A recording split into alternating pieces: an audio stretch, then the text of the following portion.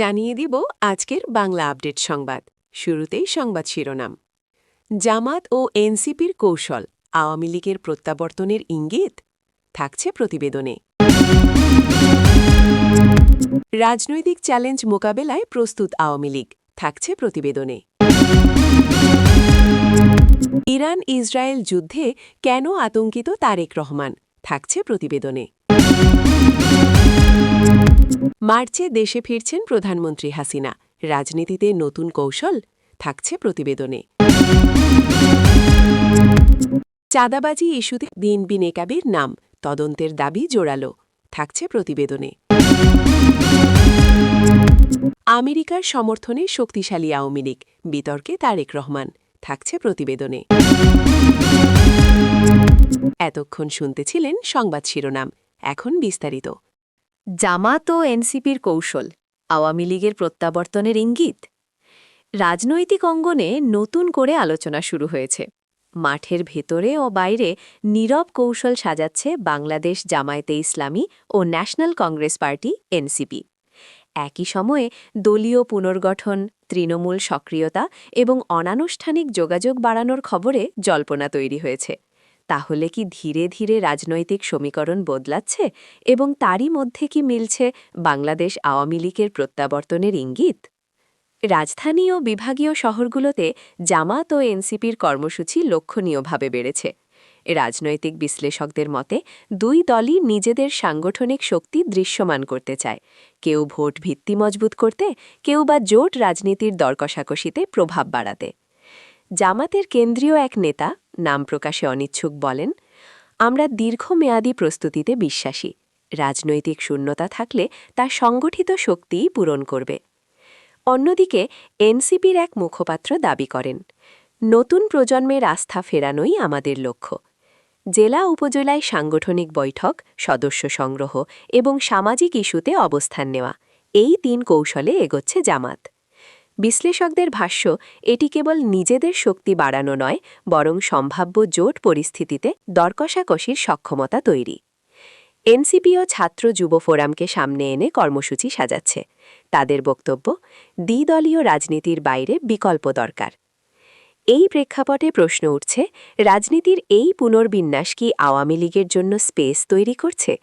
কয়েকজন রাজনৈতিক পর্যবেক্ষকের মতে, বড় দল হিসাবে আওয়ামী লীগ যদি সংগঠিতভাবে মাঠে নামে, তাহলে ছোট দলগুলোর কৌশল দ্রুত বদলে যেতে পারে। দলীয় সূত্রগুলো বলছে, আওয়ামী লীগ তৃণমূলে যোগাযোগ জোরদার করেছে।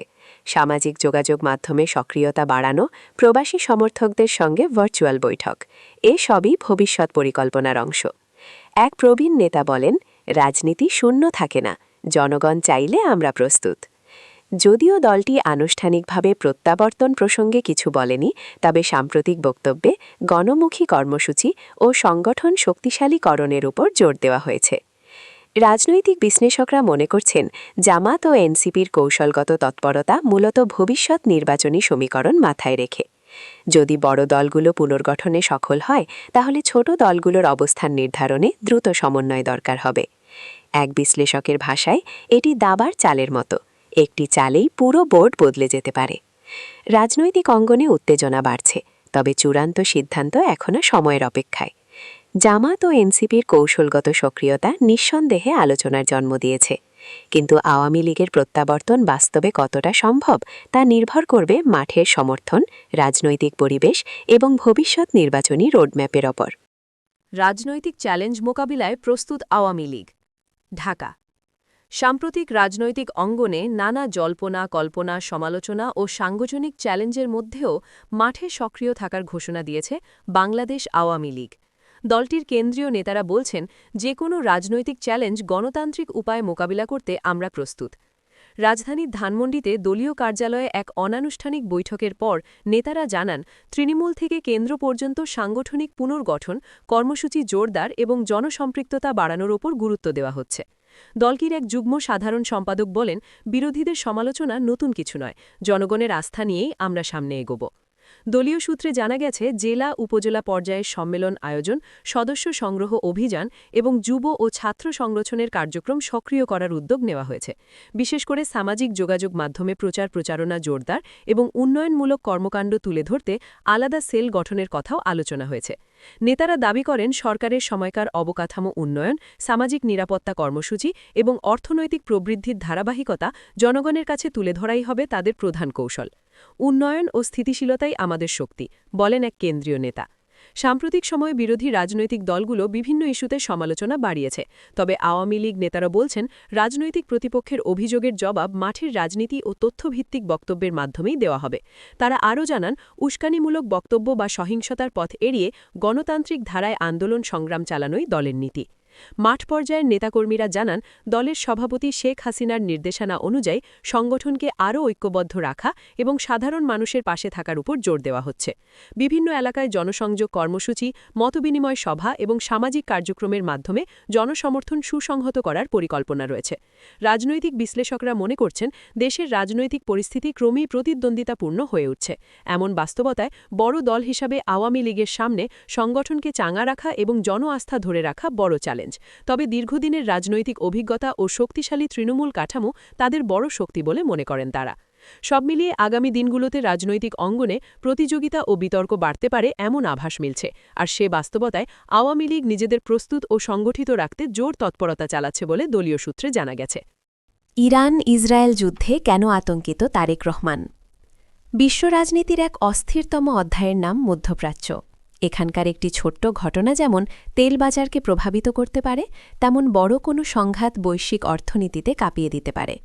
ইরান ও ইসরায়েলের মধ্যকার চলমান সংঘাত শুধু ওই অঞ্চলে নয়, দক্ষিণ এশিয়ার মতো দূরবর্তী অঞ্চলেও এর প্রভাব পড়তে বাধ্য।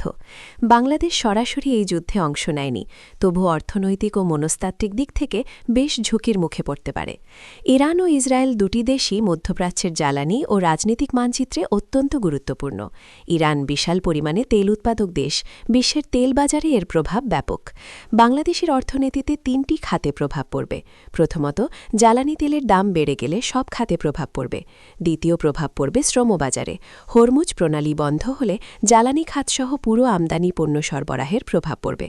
বর্তমান বাংলাদেশ মোট আমদানিকৃত পণ্যের ৩০% ৩ ধরনের পণ্য। এর মধ্যে জ্বালানি তেল ছাড়াও রয়েছে খাদ্য ও সার। এই পণ্যগুলি অধিকাংশই হরমুজ প্রণালী দিয়ে আমদানি হয়। অন্যদিকে আন্তর্জাতিক নিষেধাজ্ঞার কারণে ইরানের সঙ্গে বাংলাদেশের দ্বিপাক্ষিক বাণিজ্য খুবই সামান্য। ২০০৬ সালে বাংলাদেশ এবং ইরান একটি অগ্রাধিকারমূলক বাণিজ্য চুক্তি স্বাক্ষর করে, তবে এরপর সম্পর্ক বেশি এগোয়নি। কিন্তু বাংলাদেশের অর্থনৈতিক সম্পর্কের উল্লেখযোগ্য অংশই সৌদি আরব, সংযুক্ত আরব আমিরশাহী, কাতার এবং ওমানের মতো দেশগুলির। ফলে মধ্যপ্রাচ্যে কোনো ধরনের অস্থিরতা বাংলাদেশের অর্থনীতিতে বড় ধরনের নেতিবাচক প্রভাব ফেলবে। এই প্রসঙ্গে বাংলাদেশ ইনস্টিটিউট অফ ডেভেলপমেন্টের প্রাক্তন মহাপরিচালক এম.কে. মুজেরিরি বলেন, ইরান ইসরায়েল যুদ্ধ শুরু হয়েছে, তবে এই যুদ্ধ শুধুমাত্র দুই দেশের মধ্যে সীমাবদ্ধ নয়, ইতোমধ্যে গোটা মধ্যপ্রাচ্যে অস্থিরতা তৈরি করেছে। আর বাংলাদেশের অর্থনীতি অনেকটাই মধ্যপ্রাচ্যের স্থিতিশীলতার সঙ্গে সম্পৃক্ত। ফলে এই যুদ্ধ বাংলাদেশের অর্থনীতিতে নেতিবাচক প্রভাব ফেলবে। এই প্রভাবের গভীরতা নির্ভর করবে যুদ্ধ কতদিন স্থায়ী হয় তার ওপর। তিনি কয়েকটি শঙ্কার কথা বলেন। এম.কে. মুজেরিরি জানিয়েছেন, প্রথমত বাংলাদেশ জ্বালানির ওপর নির্ভরশীল। এই সব জ্বালানি আসে মধ্যপ্রাচ্য থেকে। এর মধ্যে এলএনজি এবং অশোধিত তেল উল্লেখযোগ্য। দ্বিতীয় বিষয়টি হল শ্রমবাজার। বাংলাদেশের অধিকাংশ শ্রমিক মধ্যপ্রাচ্যে কাজ করেন। গত কয়েক মাসে দেশের অর্থনীতিতে কিছুটা হলেও ইতিবাচক পরিবর্তন এসেছে। এতে বড় কৃতিত্ব রেমিটেন্সের। কিন্তু মধ্যপ্রাচ্যে অস্থিরতা তৈরি হলে রেমিটেন্স কমবে।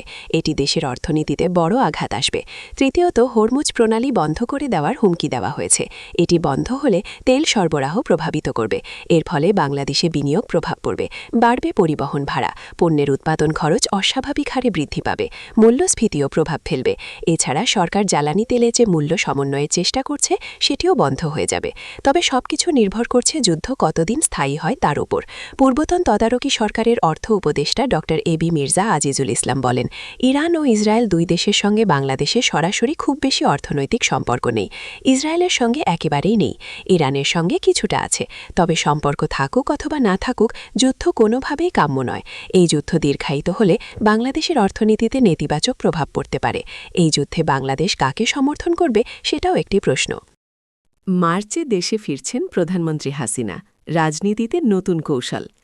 আগামী মার্চেই দেশে ফিরতে পারেন প্রধানমন্ত্রী শেখ হাসিনা এমন জোরালো গুঞ্জনে উত্তপ্ত হয়ে উঠেছে জাতীয় রাজনীতি।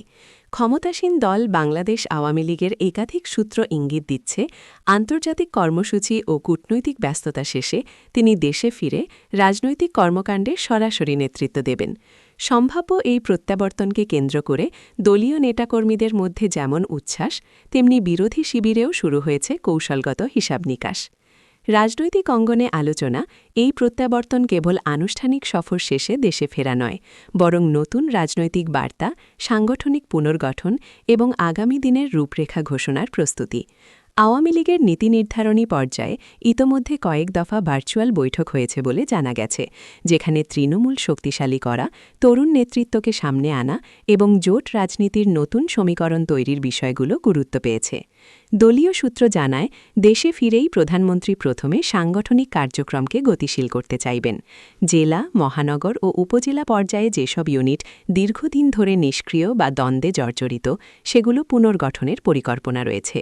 তৃণমূলের কর্মীদের সঙ্গে সরাসরি যোগাযোগ বাড়াতে বিভাগীয় সমাবেশ ও বিশেষ প্রতিনিধি সভা সম্ভাবনাও উড়িয়ে দেওয়া যাচ্ছে না।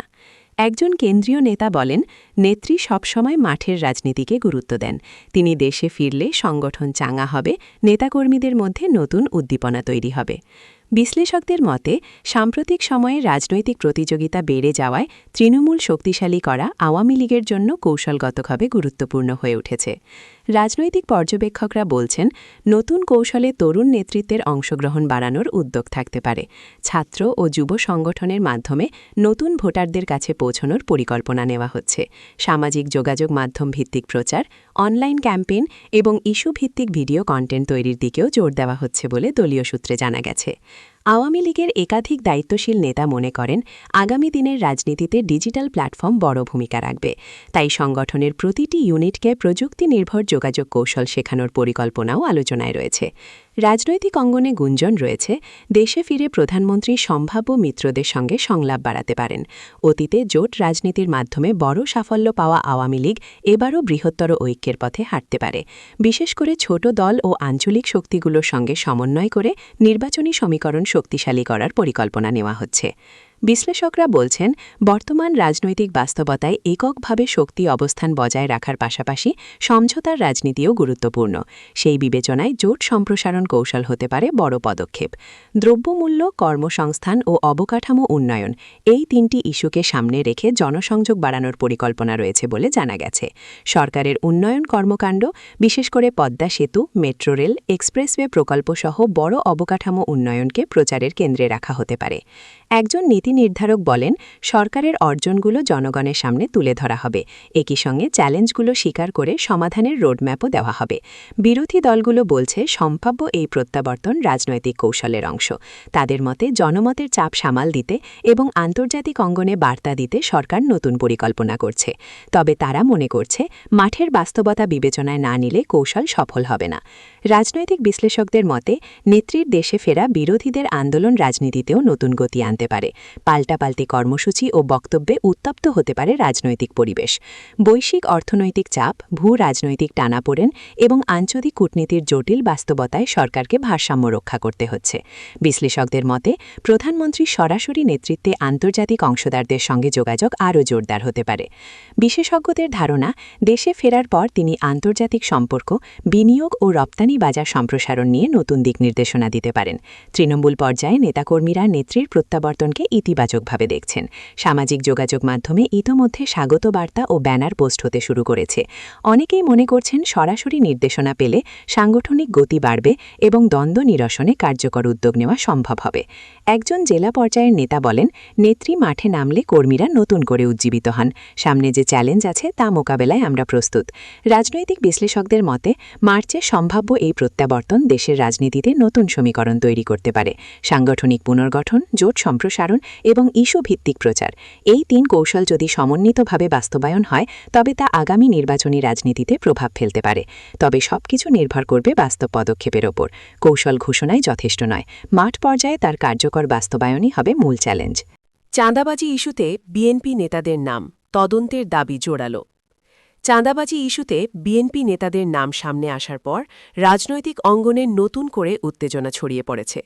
বিভিন্ন জেলা ও মহানগর এলাকায় ব্যবসায়ী ও ঠিকাদারদের কাছ থেকে চাঁদা আদায়ের অভিযোগ ঘিরে একাধিক স্থানীয় নেতার বিরুদ্ধে সরব হয়েছেন ভুক্তভোগীরা। একই সঙ্গে সুশীল সমাজ ও বিভিন্ন রাজনৈতিক দল থেকে ঘটনার নিরপেক্ষ তদন্তের দাবি জোরালো হচ্ছে। সম্প্রতি কয়েকটি জেলায় দড়ির প্রভাব খাটিয়ে বাজার, পরিবহন ও নির্মাণ খাত থেকে নিয়মিত চাঁদা আদায়ের অভিযোগ ওঠে কিছু স্থানীয় নেতাকর্মীর বিরুদ্ধে। অভিযোগে বলা হয়, নির্দিষ্ট হারে মাসিক চাঁদা না দিলে ব্যবসা পরিচালনায় বাধা সৃষ্টি, ভয়ভীতি প্রদর্শন কিংবা ভুয়া মামলা দেওয়ার হুমকি দেয়া হচ্ছে। ভুক্তভোগীদের কেউ কেউ গণমাধ্যমে নাম প্রকাশ করে বক্তব্য দিলেও অনেকেই নিরাপত্তাজনিত কারণে পরিচয় গোপন রাখছেন। তারা বলছেন, দলীয় পরিচয় ব্যবহার করে একটি প্রভাবশালী চক্র দীর্ঘদিন ধরে এ কাজ চালিয়ে যাচ্ছে। অভিযোগের বিষয়ে দলটির কেন্দ্রীয় নেতারা বলছেন, কোনো ব্যক্তি অপকর্মে জড়িত থাকলে তার দায় দল নেবে না। একাধিক নেতা দাবি করেছেন, রাজনৈতিক উদ্দেশ্যে বিএনপির ভাবমূর্তি ক্ষুণ্ণ করতেই পরিকল্পিতভাবে এসব অভিযোগ তোলা হচ্ছে। দলটির পক্ষ থেকে আরও বলা হয়েছে, সুনির্দিষ্ট প্রমাণ পেলে সাংগঠনিক ব্যবস্থা নেওয়া হবে।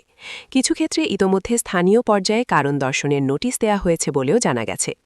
ক্ষমতাসীন দল বাংলাদেশ আওয়ামী লীগ এ ঘটনায় কঠোর সমালোচনা করেছে। দলটির নেতারা দাবি করেছেন, বিরোধী রাজনীতির আড়লে অপরাধমূলক কর্মকাণ্ড পরিচালিত হচ্ছে। তাদের বক্তব্য, যারা জনসমর্থন হারিয়েছে তারা এখন চাঁদাবাজির মাধ্যমে প্রভাব ধরে রাখার চেষ্টা করছে। তবে রাজনৈতিক বিশ্লেষকরা মনে করছেন, অভিযোগকে কেন্দ্র করে পাল্টাপাল্টি বক্তব্যের চেয়ে নিরপেক্ষ তদন্তই পরিস্থিতি পরিষ্কার করতে পারে। সুশীল সমাজের প্রতিনিধিরা বলছেন, অভিযোগ যাদের বিরুদ্ধেই উঠুক না কেন, আইনশৃঙ্খলা বাহিনীকে নিরপেক্ষভাবে তদন্ত করতে হবে। একটি স্বচ্ছ তদন্ত প্রক্রিয়া ছাড়া জনমনে আস্থা ফিরবে না। মানবাধিকার কর্মীদের মতে, চাঁদাবাজি একটি পুরনো সমস্যা, যার দল মত নির্বিশেষে বিভিন্ন সময়ে বিভিন্ন গোষ্ঠীর বিরুদ্ধে উঠেছে। তাই নির্দিষ্ট দলকে লক্ষ্য না করে প্রাতিষ্ঠানিক সংস্কার ও জবাবদিহি নিশ্চিত করাই জরুরি। পুলিশের একটি সূত্র জানিয়েছে, লিখিত অভিযোগ পেলে তদন্ত করে প্রয়োজনীয় ব্যবস্থা নেওয়া হবে। ইতোমধ্যে কয়েকটি এলাকায় অনুসন্ধান শুরু হয়েছে বলেও জানা গেছে। তবে এখনও পর্যন্ত উচ্চ পর্যায়ের কোনো নেতা আনুষ্ঠানিকভাবে অভিযুক্ত হিসেবে তালিকাভুক্ত হননি। রাজনৈতিক বিশ্লেষকরা বলছেন, সামনে জাতীয় নির্বাচন ঘনিয়ে এলে এমন অভিযোগ আরও বাড়তে পারে। চাঁদাবাজির মতো সংবেদনশীল ইস্যু ভোটারদের মনে নেতিবাচক প্রভাব ফেলতে পারে। তাই সংশ্লিষ্ট দলগুলোর উচিত দ্রুত অবস্থান স্পষ্ট করা এবং স্বচ্ছতা নিশ্চিত করা। চাঁদাবাজির অভিযোগ শুধু একটি দলের ভাবমূর্তির প্রশ্ন নয়, এটি সামগ্রিক রাজনৈতিক সংস্কৃতিরও প্রতিফলন। অভিযোগের সুষ্ঠু তদন্ত, প্রমাণভিত্তিক ব্যবস্থা এবং রাজনৈতিক সদিচ্ছায় পারে পরিস্থিতি স্বাভাবিক করতে। এখন দেখার বিষয়, অভিযোগের প্রেক্ষিতে সংশ্লিষ্ট কর্তৃপক্ষ কত দ্রুত ও কার্যকর পদক্ষেপ নেয় এবং রাজনৈতিক দলগুলো নিজেদের ভেতরে শুদ্ধি অভিযানে কতটা আন্তরিকতা দেখায়।